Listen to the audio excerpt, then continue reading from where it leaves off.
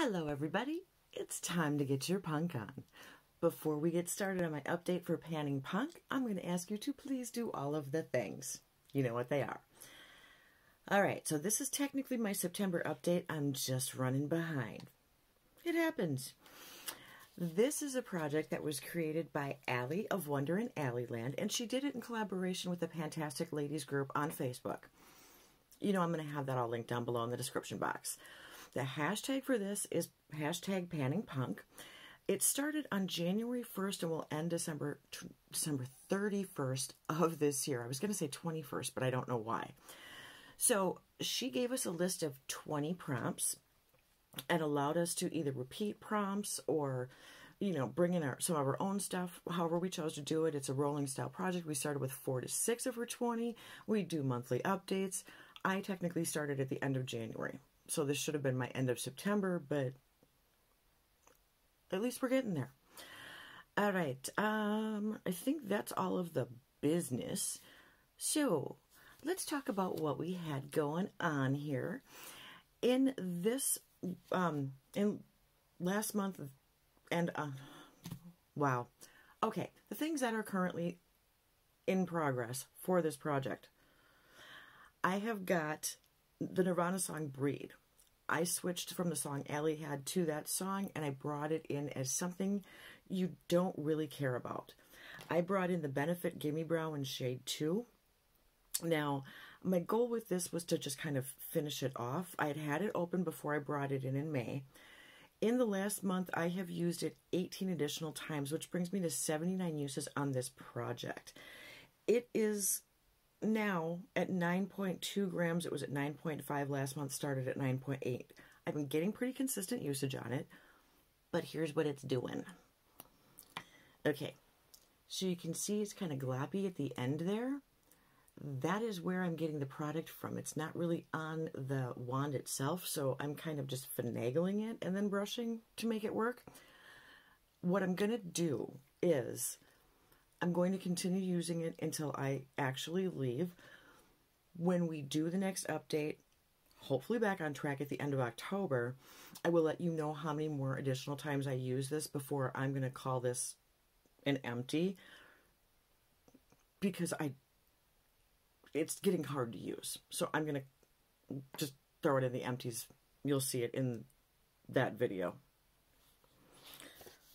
I recorded this once, and when I watched it back, I had bumped something because I'd moved some things, and it was so angled that I was tilting my head as I was watching, so I thought I would re-record it, but now I'm having trouble getting the words out of my mouth. Shocking from me, isn't it? Okay, one of the things I had brought in was a Patti Smith song called Kimberly, and with this, it was a budget item. I brought in my e.l.f. makeup mist and set. When I brought it in, it was fairly new, maybe not completely, and you can see my progress lines. This is what we had last month. It is now finished. So this is going to be a rollout. I used, oh wow, I started at 134.1 grams. The container's 22.7, so what is that, 113-ish grams of product that I used. But it's another mist out of my collection, so I'm happy with that. From Allie's list, I had brought in the Fall Out Boy song, She's My Winona, a product that has your heart and soul forever. So I went back to one of my all-time favorites from back in the day. I brought in the Mary Kay Spun Silk Eyeshadow. Now, I'm not sure if you can see. Okay, I get my fingers out of the way. There is already a good dip in this. This is not a big pan. It's a 3.3 gram product, which is now down to 2.8. So I'm making some good progress. I've got a good dip. My goal is to finish, and so far I have used it, sure I have, I'm out of order, 14 times in this project. That will continue to stay in. That one is going to come with me. All right, for Allie's list, I had Panic at the Disco song High Hopes. This is a product you have high hopes for or hope you can reach your goal on. I brought in this e.l.f. concealer in Fair. And you should be able to see there's windowing all over. I haven't taken the stopper or anything. I mean, it's not even the right shade. I have been using this as a part of my eye priming before I do my eyeshadow. So my goal with this was to try and finish it. I don't know that I'm going to be able to do that, but I'm going to continue using it until I leave, and then I'm going to call this a completed prompt, or at least I'm going to be done with this prompt, even though I might not meet my goal on it exactly. I have used that. I really am not in order, you guys. I have used that 18 times so far since I brought this in August, so a month and a few days. All right, I also don't want to bring it with. It's not that vital to my makeup routine, so I'm just going to call it good. Maybe I'll get back to it when I come back. Who knows? I had Good Charlotte. I Don't Want to Be in Love, a product you can use for multiple things or in multiple ways. Another one of Allie's, which is a brilliant one. I brought in the Laura Geller Baked Highlighter in French Vanilla.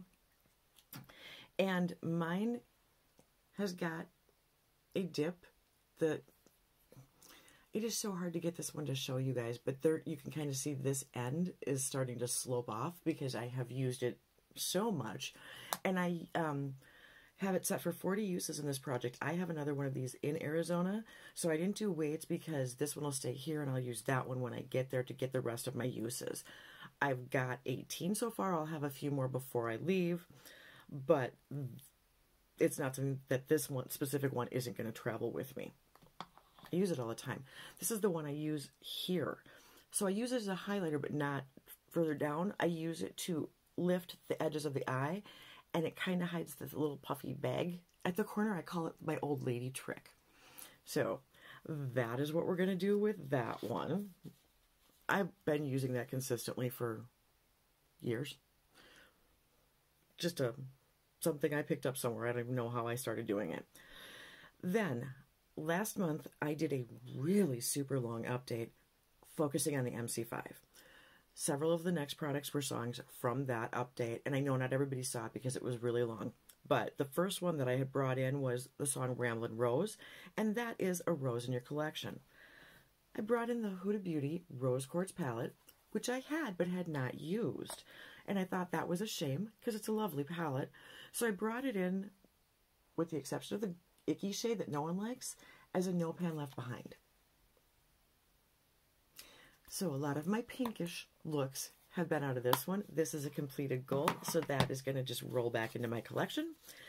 Then for the song Miss X by the MC5, something sensual, I brought in the MAC Love Me lipstick in Under the Covers. My goal on this was 5 uses, and I've done 3 of the 5. I don't know if I'll hit both of my other ones before I leave. This one may or may not travel with me. But this is, I'm wearing it today, but with a mix of other things, so you can't really tell. It's a lovely light pink. It was just a little bit light for today's look. So I did a mashup. And I love it. I bought 4 of those MAC lipsticks, and I've liked all of them. Can't go too far wrong with that. When you find a formula you like and you have a bunch of colors you like, it works out well.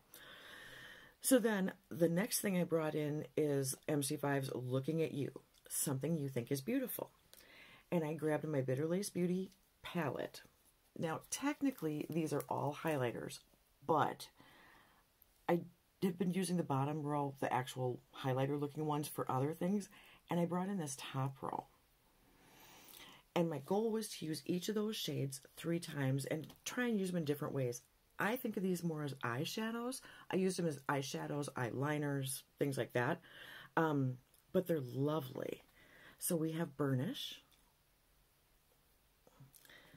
And it's got a nice kind of purple gold flip. We have got Insomnia. Very pretty shade. And that has a nice kind of purple to blue flip. I don't know if you can see that. Then the next one is Arcane. And I think you're seeing the blue, but this is a very deep purple on my end. And hopefully next to the other one, you can see, or maybe you can see the shift even. And then finally the last one I brought in is Luster.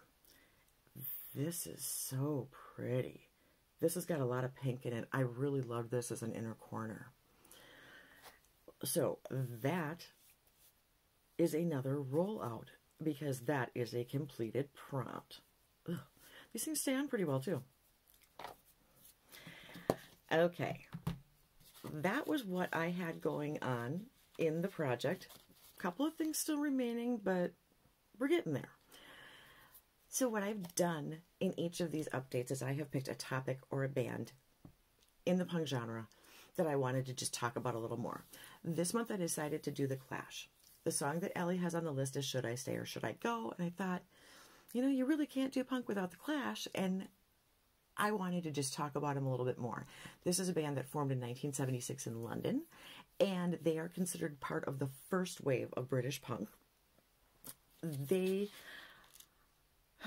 were not just a punk band. They dabbled in a bunch of different genres, even though they're considered one of the top punk bands of all time. They weren't pigeonholed into just that genre.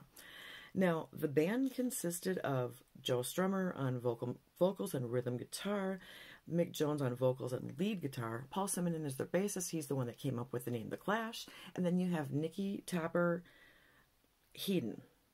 I always say his last name wrong. They did 6 studio albums, but the first one got them recognition in the UK. The first 2 actually really brought them to the forefront of the movement. The third album got them recognition here in the US. By the time they got to the 6th album, you don't have the original members of the band anymore, and the band actually broke up shortly after that. Personal opinion, I don't think you have the heart of The Clash without Jones and Strummer together. I think they created a lot of the magic. So not having both the guys there, I mean, losing Topper didn't help anything. Paul was there through the whole thing, which is good. But then after Topper was gone, then Joe was gone, and it's not the same to me. All right. So, as you probably know at this point, Joe Strummer has passed away. After they broke up, Joe Strummer went on to do some other projects too. Mick Jones, who was the other co-founder of The Clash, ended up doing some work with General Public, and then went on to form Big Audio Dynamite, who had a lot of radio play here in the U.S. These guys still stayed in each other's lives, though, because Joe Strummer helped write and produce some of Big Audio Dynamite's second album. Now, Paul Simonon went on... Oh, what all did he do? I can't remember what other band he was in. It's escaping me here. But then he did some work with Mick Jones for the Gorillaz. Now, Topper, although a really integral part of the band, was the first to go. And technically he was fired. They said at the time that it was a lot of infighting. It came to light later and is widely known, as well as acknowledged by him, that the problem that was going on was his drug use. And the band handled it as respectfully as possible, but they just couldn't continue with him because he wasn't in shape to continue performing. He's openly talked about it. He's addressed it. So it is what it is. And I think it was about a year after that that Joe left too. So that was kind of the beginning of the end of the band when Topper got fired, in my opinion. All right, now I have talked a little bit about when they got recognized, where they got recognized, but some of the information that I happen to have is for the U.S. charts. They did have 3 songs that charted on the Billboard Hot 100 here in the U.S. Rock the Casbah was, I think it was the first one that hit the charts. This actually is their highest charting. It was at number 8, is where it peaked, and it was on for 24 weeks. Should I Stay or Should I Go peaked at 45, but was on the charts for 23 weeks. Now, Train in Vain, which is a fascinating song, and we'll talk more about it, actually peaked at 23 and was on the charts for 14 weeks. So that kind of had the shortest run of their chart toppers, but did fairly well, I think. They had big hits with other songs, too, that didn't necessarily make the charts, but did get airplay here in the U.S. London Calling the title track of this album of the same name got a lot of play and is actually one of my favorite songs and one of their better known songs around these parts. Then they did a cover of a song that was written by Sonny Curtis. It's called I Fought the Law, and the Law Won. This song has been covered a lot. Sonny Curtis was a member of the Crickets, like Buddy Holly and the Crickets. He wrote this song, and it is on the first Crickets album after Buddy Holly's passing in the plane crash. So the song was written in I don't know if it was written or released in 1960, but that's the date of that song. And the Clash had a hit with it. I don't know what charted in the UK. I didn't find that information, so I can't tell you. But when you look up like their top songs, those are the main ones listed. Now, what I generally do when I do this is I pick 5 songs and I just kind of put together a prompt for them. I don't bring in something for every one of those. It kind of depends on where I'm at and how many things I have going on in the project currently.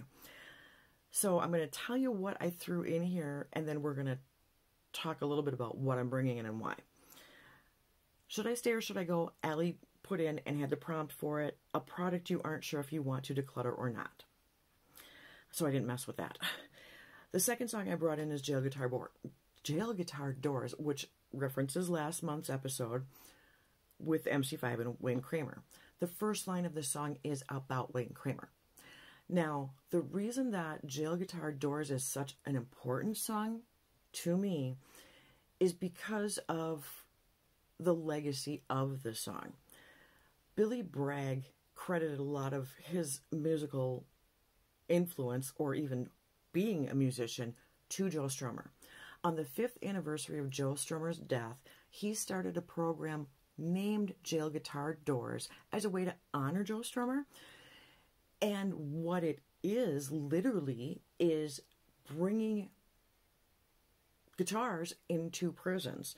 It's helping prisoners learn how to communicate and express themselves in a nonviolent, non-confrontational manner. Now, Billy Bragg and Wayne Kramer were together and did a show at a prison. They got to talking, and Billy says, hey, you know that song by The Clash, Jail Guitar Doors? And Wayne says, well, yeah, the song's about me. He had met The Clash. He knew they had this song. I mean, it was kind of cool. And Billy Bragg was like, oh, yeah, I guess that's right. He goes, well, it's a good thing you know this. Here's what I've been doing. And Wayne Kramer knew about it. Billy Bragg's whole purpose was that he was going to talk Wayne Kramer into founding Jail Guitar Doors in the U.S., which did happen, is still active, and I believe started in 2009. I'm pretty sure I have the year right on that. So it's the legacy of that song, to me, that is so significant, and what a positive thing that came out of it. A great way to honor Joe Strummer, and to help so many people. And it's also, the program itself has also moved into helping youth to try and help them avoid ending up in the penal institutions. So I wanted to put this on the list and put it as a prompt that's like a nod to another panner or to another panning project. All right, let's talk about London Calling. I love this song. The title of the song actually comes from a BBC phrase. During World War II, when things were really bad and there were bombings, they would come on and say, this is London Calling, and then proceed to give the news of the day. That's where the title comes from. The song itself was inspired by the meltdown on 3 Mile Island here in the U.S., which is kind of interesting because they're a UK band. This occurred in the U.S., but there were also a lot of things going on in the UK. You know, inflation rates, unemployment, just all of the social issues. And the Clash, for being a punk band, really did a lot of social commentary, and not just more like screw the man, but like thoughtful type of commentary also. It wasn't just a we're rebelling to rebel. It was, there are flaws here, and you guys need to see that society is having issues. Okay. So I thought the prompt for this should be a dethroned item. Now, I found an article on BuzzFeed. My brain is fried. I can't remember. I'm getting tired. I don't remember where I found it. I'm pretty sure it's BuzzFeed. Anyway, I'm going to link it down below. It's basically 10 interesting facts about the London Calling album. There's a couple of them that are just weird, but there's a couple of them that are really cool. One is, as much as these guys were punk and were stretching the music genre into a new place, their roots were very rock and roll. In the article, it has a photo of the cover of London Calling, which is Paul Simonon smashing his bass. Iconic photo for the band. And it is right next to an Elvis Presley album, which is a self-titled album. They use the same colors, but in Elvis's album, the guitar is pointing up. So it's a little bit of a juxtaposition, but it's a nod to some of their influences and some of the music they really like, because they love the old rock and roll stuff. I thought that was kind of cool. Okay, this one is a fun one. So they always were very conscious of their fan base and wanted to get them a good deal. They wanted to do a double album for the price of a single. Of course, the record company said, absolutely not. You're not, no, So what they did is they managed to talk the record company into doing a 12-inch single to be released with the album. That 12-inch single ended up having 8 songs. Kind of. It actually ended up including a 9th song, which was a hidden bonus track originally.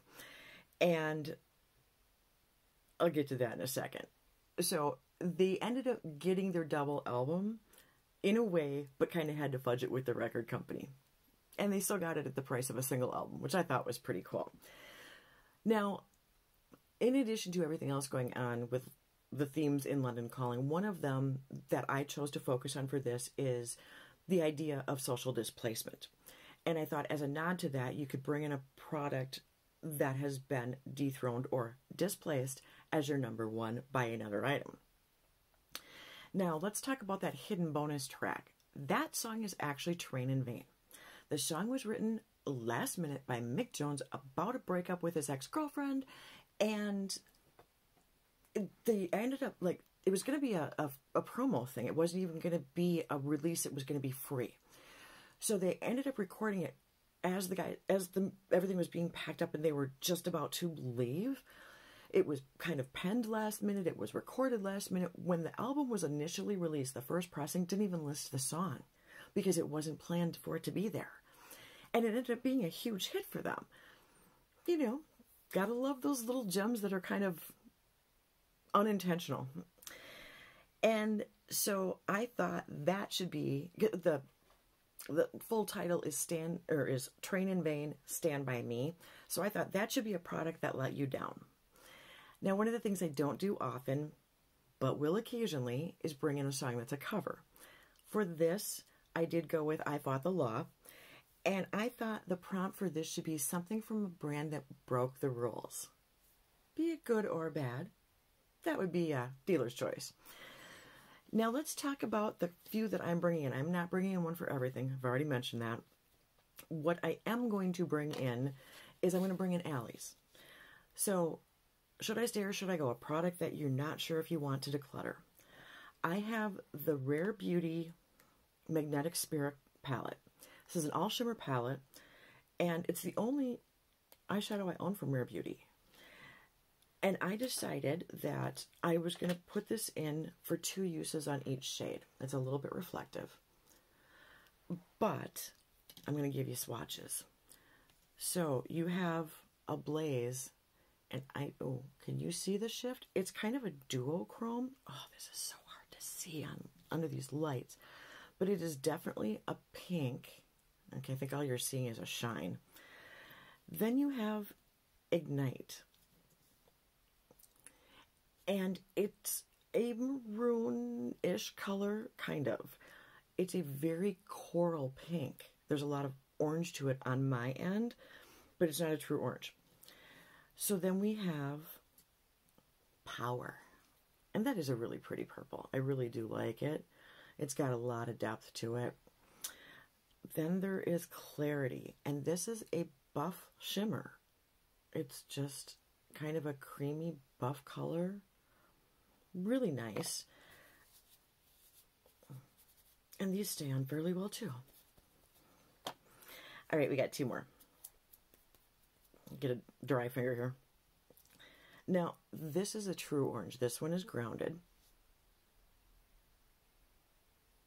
And you can tell then how much more red this one looks than this one does, because this is kind of that pumpkin orange. And then the final shade is Passion. And it's a really good grungy, goldy green. It's kind of a goldish moss colored green. So I'm going to bring this in for 2 uses on each shade to determine whether or not I'm going to keep it or pass it along to someone else who might get more use out of it. The thing is, I do like the palette, just don't remember to grab it. So I thought, this isn't too huge and can come with me. And that would be a good one for the prompt. Now, the other one that I decided to do was, of course, London Calling, a dethroned item. I'm bringing in my NYX Angel Veil Primer. This one was my number 1. I had used a Smashbox photo finish, finished it off, had set another one to come into a project. I've already sent it down there. So this was the next one that was in my rotation. And there's some air bubbles in here, but I'm somewhere right around here. So like halfway-ish.